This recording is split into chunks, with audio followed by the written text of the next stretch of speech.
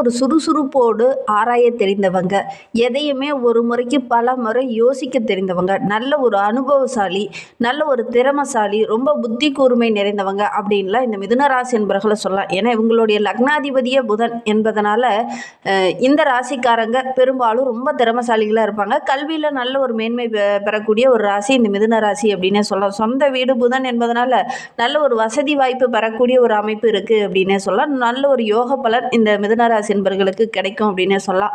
புதன் கடகத்துல ஆயுள் நட்சத்திரத்துல வரும்போது வாக்கு சாதுர்த்தியம் படைத்தவங்களாக இந்த மிதுன ராசி என்பர்கள் இருப்பாங்க அப்படின்னே சொல்லலாம். நல்ல ஒரு செல்வாக்கு பெறக்கூடிய ஒரு அமைப்பு இந்த மிதுன ராசி அன்பர்களுக்கு அப்படின்னே சொல்லலாம். புதன் இருக்கிறதே மிகப்பெரிய விசேஷம். யோக பலன்கள்லாம் அவங்கள தேடி வரும். நல்ல ஒரு புத்தியை வைத்து சம்பாதிக்கக்கூடியவங்களா இருப்பாங்க.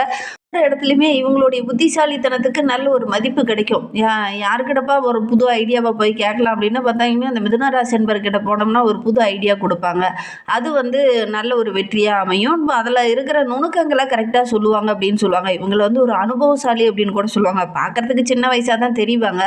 ஆனால் பார்த்தீங்கன்னா நல்ல ஒரு அனுபவத்தை கற்று வைத்திருக்கக்கூடியவங்களா இந்த மிதுன ராசி என்பர்கள் இருப்பாங்க அப்படின்னு சொல்லலாம். யாருக்காவது வாக்கு கொடுத்துட்டாங்கன்னா அந்த வாக்கை எப்பாடுபட்டாவது காப்பாற்றணும் அப்படின்னு நினைப்பாங்க.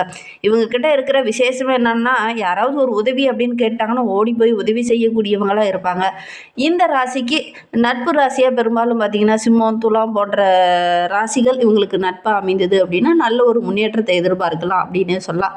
மிதுன ராசி அப்படிங்கிறது மறைவு ஸ்தானம் அப்படின்னு சொல்லுவாங்க. ஆயுள் ஸ்தானம், மர்மஸ்தானம், துரதிருஷ்டஸ்தானம் அப்படின்னு அழைக்கப்படுது. ஏன்னா திரிபோன ஸ்தானமாக 9ஆம் வீடு தர்மஸ்தானமாக அமையும் போது தந்தை ஸ்தானத்தோட அதிபதி சனி பகவான் அங்கு வரும்போது சின்ன சின்ன ஏமாற்றங்கள், பிரச்சனைகள் கொஞ்சம் அதிகமாகக்கூடிய சூழ்நிலை ஏற்படும் அப்படின்னே சொல்லலாம். மறைவு ஸ்தானம் 8ஆம் வீடு என்பதனால அதோடைய அதிபதி ஆவதனால 65% பார்த்திங்கன்னா இவங்களுக்கு நன்மை கிடைக்கும். 35% பார்த்திங்கன்னா சின்ன சின்ன தீமைகள் இவங்களுக்கு கிடைக்கும் அப்படின்னே சொல்லலாம். சனி திசை வரும்போது 35% தீமைகள் ஏற்படும். 65% இவங்களுக்கு நன்மை பெறக்கூடிய ஒரு யோகமான ராசி இந்த மிதுன ராசி அப்படின்னு சொல்லலாம். சரி, இவங்களை பற்றி நம்ம தொடர்ந்து பார்க்கலாம். நீங்கள் இப்போ தான் ஃபஸ்ட் டைமாக நம்ம சேனலை பார்க்குறதா இருந்தால் நம்ம சேனலை சப்ஸ்கிரைப் பண்ணிவிட்டு கூடவே இருக்கிற பெல் ஐக்கானையும் கிளிக் பண்ணிக்கோங்க. அப்போ தான் நாங்கள் போடுற ஒவ்வொரு வீடியோவுமே உங்களுக்கு நோட்டிஃபிகேஷனாக வரும். நீங்கள் மிதுன ராசி என்பராக இருந்தால் மறக்காமல் நம்மளுடைய சேனலுக்கு ஒரு லைக் கொடுத்துட்டு உங்களுடைய உறவுகள் வகையில், நண்பர்கள் வகையில் யாராவது மிதுன ராசி என்பர்கள் இருக்காங்க அப்படின்னா மறக்காமல் இந்த வீடியோவை அவங்களுக்கும் ஷேர் பண்ணி விடுங்க. மிதுன ராசியில் நீங்கள் எந்த நட்சத்திரத்தில் பிறந்தீங்க, உங்களுடைய இஷ்ட தெய்வ பெயர் என்ன, உங்களுடைய குலதெய்வ பெயர் என்ன அப்படிங்கிறத மறக்காமல் எங்களுடைய கமெண்ட் பாக்ஸில் தெரிவிங்க. உங்களுக்கு ஜோதிட ரீதியாக ஏதாவது சந்தேகம் இருக்குது, ஜோதிடர்கிட்ட ஏதாவது ஆலோசனை வேணும் அப்படின்னா டிஸ்கிரிப்ஷனில் ஜோதிடரோட வாட்ஸ்அப் நம்பர் கொடுக்கப்பட்டிருக்கு. அந்த நம்பருக்கு கால் பண்ணி முன்பதிவு செய்துக்கோங்க. உங்களுடைய சந்தேகங்களுக்கு நல்ல ஒரு தீர்வு கிடைக்கும் அப்படின்னே சொல்லலாம். வருகின்ற நாட்களுடைய கிரக நிலையை வைத்து பார்க்கும்போது நம்மளுடைய மிதுன ராசி என்பவர்களுக்கு நல்ல ஒரு யோகமான வாரமாக வருகின்ற வாரம் அமைந்திருக்கு அப்படின்னே சொல்லலாம். அதுக்கு முன்னாடி நீங்கள் ஒரே ஒரு விஷயத்தை மட்டும் இந்த மிதுன ராசி என்பவர்கள் செய்யுங்க. என்ன அப்படின்னு பார்த்தீங்கன்னா, காங்கயம் அருகே இருக்கக்கூடிய சிவன் மலை அங்கே இருக்கக்கூடிய முருகப்பெருமானை தரிசிச்சுட்டு வாங்க. நீங்கள் எடுக்கிற காரியங்கள் எல்லாமே உங்களுக்கு வெற்றியாக அமையும். இந்த கோவிலில் போய் வழிபட்டுட்டு வந்தோம் அப்படின்னா நம்மளுடைய வாழ்க்கையில் மிகப்பெரிய மாற்றத்தை நீங்கள் சந்திக்கலாம். நம்பிக்கையோடு ஒரு முறை நீங்கள் காங்கேயம் அருகே இருக்கக்கூடிய முருகப்பெருமான் ஆலயங்களுக்கு சென்று தரிசிச்சுட்டு வாங்க. உங்களுடைய வாழ்க்கை இன்னும் பிரகாசமாக இருக்கும் அப்படின்னே சொல்லலாம். உங்களுக்கு முருகப்பெருமான் ரொம்ப பிடிக்கும் அப்படின்னா முருகனுக்கு அரோகரா, கந்தனுக்கு அரோகரா, வேலனுக்கு அரோகரா அப்படிங்கிற அந்த முருகப்பெருமானோட மூல மந்திரங்களை மறக்காமல் 3 டைம் எங்களுடைய கமெண்ட் பாக்ஸில் தெரிவிங்க. சரி, வாங்க நம்மளுடைய மிதுன ராசி என்பவர்களுக்கு வருகின்ற 7 நாட்களும் கிரக அமைப்புகள் எப்படி இருக்குது அப்படிங்கிறத பார்க்கலாம். ராசியில் குரு பகவான் வக்கரகமாகி இருக்கிறார். தைரிய வீரிய ஸ்தானத்தில் கேது, சப்தம ஸ்தானத்தில் சூரியன், செவ்வாய், புதன், சுக்கிரன், பாக்கிய ஸ்தானத்தில் சனி பகவானும் ராகுவும். கிரக அமைப்புகள் நம்மளுடைய மிதுன ராசி என்பவர்களுக்கு இந்த மாதிரி அமைந்திருக்கு. இதனால் என்னென்ன நற்பலன்கள் வருகின்ற நாட்களில் இவங்களுக்கு கிடைக்க போகுது அப்படிங்கிறத பார்க்கலாம். இந்த வாரம் ஒரு மகிழ்ச்சிகரமான வாரமாக உங்களுக்கு அமைய போகுது அப்படின்னு சொல்லலாம். ஏன்னா சப்தம ஸ்தானத்தில் 4 கிரகங்களுடைய கூட்டணி இருக்குது. எந்த ஒரு விஷயத்துலையுமே இந்த காலகட்டத்தில் ஒரு முடிவு எடுத்தீங்க அப்படின்னா நல்ல ஒரு முன்னேற்றத்தை எதிர்பார்க்கலாம். நீண்ட நாளாக தள்ளி போன விஷயங்கள்லாம் இந்த காலகட்டத்தில் நடக்கக்கூடிய யோகம் இருக்குது அப்படின்னு சொல்லலாம். ஒரு பெருசாக ஒரு தொழிலில் முதலீடு போகிறீங்க அப்படின்னா மற்றவங்ககிட்ட கொஞ்சம் ஆலோசனை கேட்டு அதன் பிறகு நீங்கள் கொஞ்சம் இறங்குங்க. அவசரப்பட்டு எந்த ஒரு விஷயத்துலையும் இறங்க வேண்டாம். பெருசாக முதலீடு போடுற தொழிலாக இருந்தது அப்படின்னா உங்களுடைய சுய ஜாதகத்தை ஒரு முறை பார்த்துக்கோங்க. உங்களுடைய சேமிப்பு படிப்படியாக உயரக்கூடிய ஒரு ஆண்டாக இந்த 2026ஆம் ஆண்டு உங்களுக்கு அமைந்திருக்கு அப்படின்னா கூட முக்கிய முடிவுகளை எடுக்கும்போது மற்றவங்ககிட்ட கொஞ்சம் கலந்து ஆலோசித்து எடுக்கிறது ரொம்பவும் நல்லது. அதே மாதிரி நண்பர்கள் கூட இந்த காலகட்டத்தில் ஒரு சில தருணங்களில் உங்களுக்கு உதவிகரமாக இருப்பாங்க. வெளியூர் வெளிநாட்டுக்கு செல்லக்கூடிய யோகமான பலன்லாம் இந்த நாட்களில் உங்களுக்கு கிடைக்கும். வீண் அலைச்சல் மட்டும் கொஞ்சம் அதிகமாகும். ஆரோக்கிய ரீதியாக சின்ன சின்ன தொல்லைகள் பிரச்சனைகள் வர்றதுக்கான சூழ்நிலை இருக்குது. அதனால் முடிந்த அளவுக்கு ஆரோக்கிய விஷயத்தில் இந்த மிதுன ராசி என்பவர்கள் ரொம்ப கவனமாக இருக்கணும். குடும்பத்தில் ஏதாவது ஒரு சுபகாரியம் நடக்கவே இல்லை, ரொம்ப நாளாக தள்ளி போயிட்டே இருக்குது அப்படின்னு நினச்சவங்க இந்த காலகட்டத்தில் நீங்கள் முயற்சி பண்ணுங்கள். குறிப்பாக இந்த காலகட்டத்தில் ஆரம்பிச்சிங்க அப்படின்னா தை மாசியெல்லாம் பார்த்திங்கன்னா நல்ல ஒரு வரன் அமையக்கூடிய யோகம் இருக்குது. வரன் தேடிட்டு இருக்கவங்க இந்த காலகட்டத்தில் வரன் தேட ஆரம்பிச்சிங்க அப்படின்னா நல்ல ஒரு வரன் அமையும். திருமணமாகி ரொம்ப நாளாக குழந்தை பாக்கியம் இல்லை அப்படின்னு கவலைப்பட்டு இருந்தவங்களுக்கு நல்ல ஒரு குழந்தை பேர் கிடைக்கக்கூடிய யோகமான நாட்களாக வருகின்ற நாட்கள் இந்த மிதுனராசி என்பவர்களுக்கு அமைந்திருக்கு அப்படின்னே சொல்லலாம். கணவன் மனைவிக்கிடையே நல்ல ஒரு மகிழ்ச்சி நல்ல ஒரு ஒற்றுமையை வருகின்ற நாட்களில் எதிர்பார்க்கலாம் அப்படின்னே சொல்லலாம். பிள்ளைங்க மூலிமா கூட ஏதாவது நன்மை தர மாதிரி மகிழ்ச்சி தர மாதிரி நல்ல நல்ல விஷயங்கள் இந்த காலகட்டத்தில் நடக்கும். செய்கிற தொழிலில் கூட நிம்மதி தர மாதிரி நல்ல லாபம் தர மாதிரி ஏதாவது ஒரு நல்ல விஷயங்கள் இந்த காலகட்டத்தில் இந்த மிதுன ராசி என்பவர்களுக்கு கிடைக்கும் அப்படின்னே சொல்லலாம். உங்களுடைய பொருளாதார நிலையும் கொஞ்சம் கொஞ்சமாக அதிகரிக்க ஆரம்பிக்கும்.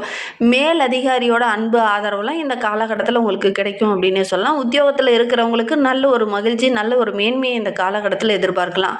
தொழிலில் வியாபாரத்தில் இருந்த அந்த போட்டிகள் இந்த காலகட்டத்தில் கொஞ்சம் குறையும். வியாபாரம் தொடர்பான பயணங்கள் இந்த காலகட்டத்தில் கொஞ்சம் அலைச்சலை தரும். வேலை பளு கொஞ்சம் அதிகமாக இருக்கிறதுனால ஆரோக்கிய ரீதியாக சின்ன சின்ன சோர்வு ஒரு விதமான டயர்ட்னஸ்லாம் இந்த காலகட்டத்தில் தென்படும். ஆரோக்கிய ரீதியாக கொஞ்சம் கவனமாக இருக்கிறது இந்த மிதுன ராசி என்பவர்களுக்கு இந்த காலகட்டத்தில் ரொம்பவும் நல்லது அப்படின்னே சொல்லலாம். ஒரு சிலருக்கு எதிர்பாராமல் திடீர்னு அதிர்ஷ்ட வாய்ப்புகளும் தேடி வரும். வாய்ப்புகளை கரெக்டாக பயன்படுத்திக்கிட்டீங்க அப்படின்னா கண்டிப்பாக நல்ல ஒரு முன்னேற்றத்தை இந்த மிதுன ராசி என்பவர்கள் இந்த காலகட்டத்தில் எதிர்பார்க்கலாம் அப்படின்னே சொல்லலாம். பெண்களுக்கு இந்த காலகட்டத்தில் வீண் அலைச்சல் கொஞ்சம் ஏற்படும். செலவுகள் கொஞ்சம் அதிகமாகக்கூடிய சூழ்நிலை இருக்குது. அதனால் சேமிக்க முடியாத ஒரு சூழ்நிலையில் இந்த காலகட்டத்தில் ஏற்படும். உங்களுடைய நீண்ட நாள் எண்ணங்கள் எல்லாமே இந்த காலகட்டத்தில் பூர்த்தியாகும்.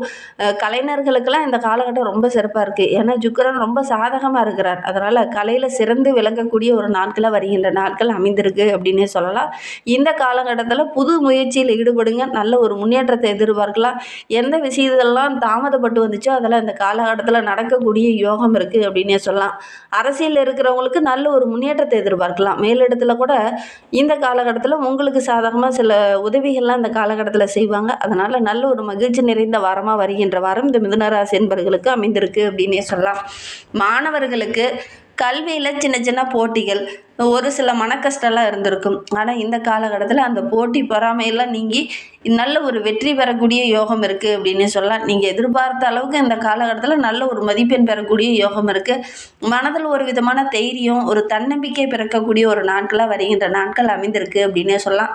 மனதில் இருந்த அந்த சோர்வு நீங்கி சுறுசுறுப்பாக இயங்க ஆரம்பிப்பீங்க. நல்ல ஒரு முன்னேற்றத்தை வருகின்ற நாட்களில் இந்த மிதுன ராசி மாணவர்கள் எதிர்பார்க்கலாம் அப்படின்னே சொல்லலாம். மிதுன ராசியில் மிருகசீரிடம் 3-4 பாதங்களில் பிறந்தவங்களுக்கு வருகின்ற 7 நாட்களும் எப்படி அமைந்திருக்கு அப்படிங்கிறத பார்க்கலாம் வாங்க. வருகின்ற வாரத்தில் புதுசாக ஒரு மனை வாங்க போகிறீங்க அப்படின்னா அதில் சின்ன சின்ன இடைஞ்சல்கள் பிரச்சனைகள் தடைகள் ஏற்படலாம். கவனமாக இருக்கணும். ஒரு சிலருக்கெல்லாம் விரும்பிய இடமாற்றம் இந்த காலகட்டத்தில் கிடைக்கிறதுக்கு கொஞ்சம் போராட வேண்டிய சூழ்நிலை இருக்குது. உங்களுடைய நீண்ட நாள் கோரிக்கையெல்லாம் கொஞ்சம் தடையாக தான் முடியக்கூடிய சூழ்நிலை இருக்குது. எதுலேயுமே கொஞ்சம் கவனமாக இருங்க. ஒரு சிலருக்கு மனக்கவலையாக இருக்கும். நம்ம என்ன முயற்சி பண்ணாலும் அது வெற்றியாகவே அமைய மாட்டேங்குது, எடுக்கிற காரியங்கள்லாம் தோல்வியாகவே முடியுது அப்படிங்கிற மாதிரி ஒரு சில மனக்கவலை இந்த காலகட்டத்தில் வரும்.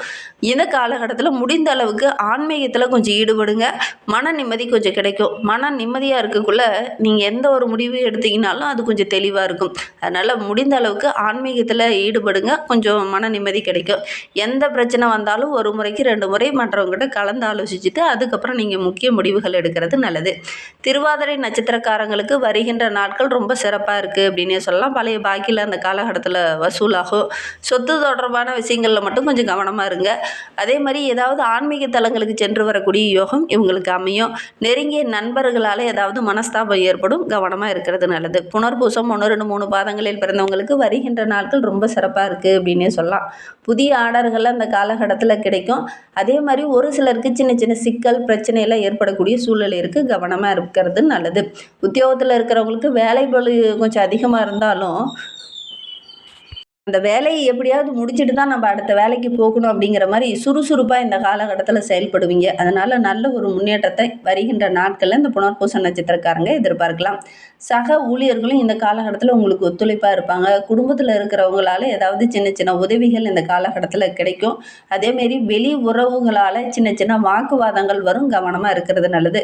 கணவன் மனைவிக்கிடையே கூட அப்பப்போ சிறு சிறு மனஸ்தாபங்கள் ஏற்படும், கவனமாக இருக்கணும். இது மாதிரி பயனுள்ள தகவலை தொடர்ந்து கேட்க நம்ம சேனலை சப்ஸ்கிரைப்